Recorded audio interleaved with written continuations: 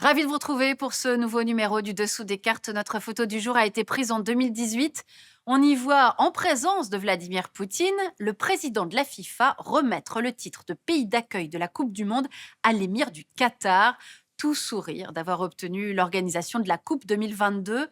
La Coupe du Monde organisée en Russie en juin-juillet 2018 a marqué les Français, bien sûr, sacrés champions du monde, mais pas seulement.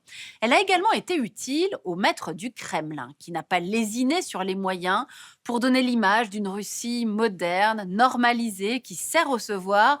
Vous l'aurez compris, on vous raconte aujourd'hui la triple dimension géopolitique du foot, arme de soft power pour les dirigeants qui profitent des compétitions pour démontrer leur puissance, loisir cathartique des peuples qui, plutôt que de se faire la guerre, s'affrontent dans des stades par joueurs et supporters interposés, et grande scène politique mondiale pour faire passer des messages, comme lorsque les Pussy Riots, ces activistes russes, ont envahi la pelouse du stade moscovite pour demander la libération de prisonniers politiques.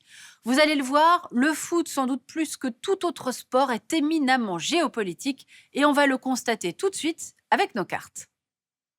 Tout d'abord, regardez. La planète compte plus d'équipes de foot que d'États reconnus par le droit international. Voici les 193 États qui composent les Nations Unies. Eh bien, la FIFA compte, elle, 211 équipes. Alors, d'où vient cette différence? Voici quelques exemples pour comprendre. Le Royaume-Uni, c'est un seul pays, mais 4 équipes. Angleterre, Pays de Galles, Écosse, Irlande du Nord. De même, la Nouvelle-Calédonie a une équipe indépendante de la France et Hong Kong ne joue pas avec la Chine. Les territoires palestiniens, qui n'ont qu'un siège d'observateur à l'ONU, apparaissent en revanche en tant que Palestine au sein de la FIFA, qui considère cette équipe comme une équipe nationale. Bref, on l'aura compris, une équipe de foot participe de l'identité des peuples. Alors voyons maintenant comment ce sport a conquis la planète. L'histoire commence au Royaume-Uni, dans la seconde moitié du 19e, en pleine révolution industrielle. Et plus précisément, le 26 octobre 1863, dans une taverne de Londres, quand les délégués des clubs de la capitale créent la Football Association et interdisent notamment le jeu à la main. Né dans les public schools aristocratiques pour canaliser la violence des élèves, le foot va gagner les usines et les quartiers populaires de Londres, Manchester, Liverpool ou Glasgow et devenir le sport favori de la classe ouvrière. En 1894, le premier club de foot féminin, le British Ladies Football Club, est créé à Londres. Suivant les marins anglais, le football arrive rapidement en Europe par les ports, du Havre à Istanbul. Étudiants et commerçants emportent aussi un ballon dans leur bagage et très vite, on se met à jouer sur tout le continent, de Paris à Moscou. En 1904, à Paris, les fédérations de 7 pays européens fondent la FIFA, qui se donne pour vocation de développer le football dans le monde. Car le foot a suivi l'expansion commerciale de l'Empire britannique et on y joue notamment en Argentine et en Uruguay, en Afrique du Sud, en Ouganda, en Inde et au Japon. Mais c'est sans conteste l'Amérique latine qui devient vite le deuxième berceau du football. En 1930, l'Uruguay accueille 13 pays participants pour la première Coupe du Monde. Une reconnaissance diplomatique qui permet à ce petit territoire d'exister entre l'Argentine et le Brésil, ses deux puissants voisins. Le Brésil, justement, deviendra, en inventant le beau jeu, une des très grandes patries du football. Quant à l'Argentine, elle donnera bien plus tard au monde Diego Maradona, une des légendes les plus populaires de ce sport. En Europe, la guerre approche et le football devient un enjeu politique avec la montée des régimes totalitaires. En 1934, en effet, la Coupe du Monde organisée et remportée par l'Italie est une grande messe médiatique fasciste et une immense victoire diplomatique pour Mussolini. Pourtant, à la même époque, les stades peuvent aussi être des lieux de résistance. Ainsi, le Spartak de Moscou, club d'un quartier ouvrier de la capitale russe, défie sur le terrain le Dynamo, le club de la police politique de Staline. Ces victoires coûteront 12 années de goulag aux fondateurs du Spartak, les frères Starostin. De plus en plus populaire, le football moderne est au cœur de nouveaux combats. Ainsi, en mai 1958, le FLN algérien met sur pied une équipe, les 11 de l'indépendance, qui vont porter les couleurs du futur État à travers le monde.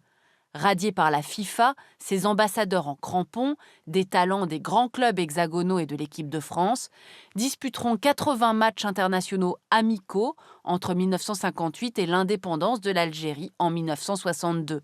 L'hymne algérien sera joué à chaque rencontre. Avec la télévision, tout va changer. L'audience du football est décuplée. La retransmission des matchs en direct crée un gigantesque stade planétaire virtuel. Les droits de diffusion, les produits dérivés et le sponsoring des grandes marques multinationales atterrissent dans les caisses de la FIFA, désormais installée à Zurich, en Suisse, et dans celles des clubs. Le foot est devenu un business mondial. Et le produit phare du foot, c'est la Coupe du Monde, bien sûr. L'organisation du mondial, depuis sa création, résume les enjeux diplomatiques et économiques du sport, aujourd'hui le plus regardé au monde. Apanage des grandes nations footballistiques d'Europe et d'Amérique latine, le mondial est sorti de son aire géographique pour conquérir de nouveaux marchés. États-Unis avec la Coupe du Monde 94, Japon, Corée du Sud 2002, Afrique du Sud 2010, Russie 2018, Qatar 2022. Grâce à ces nouvelles audiences, les droits télé sont passés de 1,4 milliard de dollars en 2006 à 3 milliards en 2018. Mais si l'événement rapporte des fortunes à la FIFA, les investissements nécessaires ne sont pas toujours rentables pour le pays organisateur. L'Afrique du Sud, par exemple, se retrouve avec d'immenses stades à moitié vides. Le Qatar, qui, on l'a dit, accueille la Coupe en 2022, n'a pas ce genre de préoccupations financières. Voyons pourquoi. Petit et richissime émirat gazier du Golfe Persique, il mène depuis plus de 10 ans une très active diplomatie du sport et ne compte pas les milliards investis pour sponsoriser le maillot du FC Barcelone et surtout racheter le Paris Saint-Germain, s'offrant des stars, le Brésilien Neymar, le Français Mbappé et l'Argentin Messi. Le mondial, c'est le point d'orgue de cette stratégie de soft power.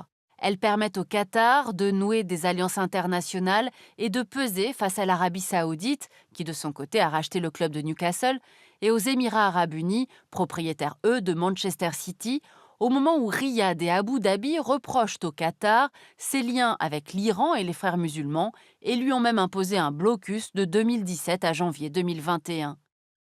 L'exploitation forcée de millions de travailleurs migrants pour construire 8 stades géants et climatisés a néanmoins terni l'image du pays moderne et respectueux des droits humains que voulait donner Doha. Ainsi, selon l'ONG Amnesty International, des milliers de personnes seraient décédées sur les chantiers de la Coupe du Monde au Qatar ces 10 dernières années. On l'aura compris, le foot est devenu un enjeu de soft power pour les États et particulièrement à l'occasion des Coupes du Monde. On voit bien l'importance que cette grand-messe revêt pour le Qatar, qui n'a pas lésiné sur les moyens pour être choisi, avec à la clé de forts soupçons de corruption. Déjà en 2015, 9 dirigeants de la FIFA avaient été inculpés à la suite d'une enquête du FBI. Bref, c'est la face sombre du foot, le foot business, qui se déploie également dans sa folie des grandeurs au moment de ce que l'on appelle le mercato, le grand marché des joueurs professionnels. Et c'est ce qu'on va voir maintenant. Depuis le début des années 90, le coût d'achat des joueurs n'a cessé de grimper de façon exponentielle et atteint aujourd'hui des records. De 2011 à 2020, plus de 41 milliards d'euros ont été dépensés en transferts dans le monde. Le Brésil est de très loin le plus gros pourvoyeur de joueurs, et ce sont les clubs européens, en particulier ceux de la Première Ligue anglaise, qui dépensent le plus. La Chine a elle aussi acheté des joueurs étrangers à prix d'or pendant plusieurs années. Mais aujourd'hui, les clubs de la Chinese Super League et le gouvernement de Pékin préfèrent créer des centres de formation dans tout le pays. Et en 2030, la Chine ambitieuse de Xi Jinping espère bien accueillir le mondial sur son sol. Pourtant, le football n'appartient pas seulement aux puissants et aux milliardaires. Dans les clubs de quartier ou sur les terrains vagues, il est joué partout et par tous. Ses supporters les plus ardents sont bien souvent des laissés-pour-compte. Par exemple, en Égypte, en janvier 2011, les fans ultra des deux clubs rivaux du Caire, Al-Ahly et Zamalek, se joignent ensemble aux militants politiques sur la place Tahrir. Aguerris à la lutte avec les forces de l'ordre qu'ils affrontent régulièrement dans les stades, ces déshérités seront en première ligne pour chasser le président Moubarak du pouvoir. Enfin, il y a le football féminin, en plein essor ces dernières années et qui transforme le monde du ballon rond.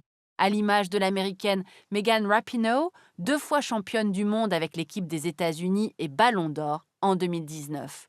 Une joueuse engagée qui pose un genou à terre avec ses coéquipières pour dénoncer les violences policières contre les Noirs et qui se bat pour l'égalité de salaire entre footballeurs et footballeuses.